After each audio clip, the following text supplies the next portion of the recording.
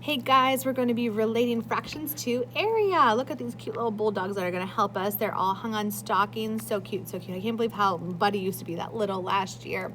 But anyways, continuing back on to fractions to area. Remember, area is the measure of the amount of space that covers a figure. Area is measured in square units. The shading in the figure below shows the area of the square. So if we're talking about the square in the area, this right here would be everything inside of it would be the area, every little bit. So you can divide a shape into equal parts. Then you can name each part of the shape with a unit fraction. We've been talking about that all week long.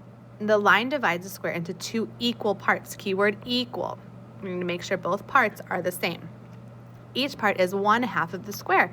So the area of each part is 1/2 of the area of the square. Let's practice this example. What fraction describes the area of each part of this circle? So whenever we're coming up to story problems about fractions, we need to underline. Are we talking about the fraction? Do they want us to write the fraction or a part? So this one, we're talking about a fraction. And then we're going to figure out that it describes the area of each part of the circle. So we're not looking for all the parts, but just each part. So each part is worth 1, right? And so that is the numerator. The numerator of a unit fraction is 1. Each part is 1 part of the circle, okay? And then the denominator, that tells us how many parts are in all. So we can just count them. 1, 2, 3, 4, 5, 6. So that would give us 1/6. 1/6 describes the area of each part of this circle. Let's practice one more example. So it says to shade the figure to show one part is 1/8 of the rectangle.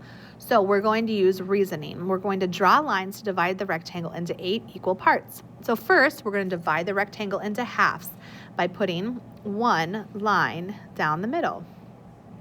Then we're going to divide it into fourths by that line down the middle and then dividing each of those halves into another.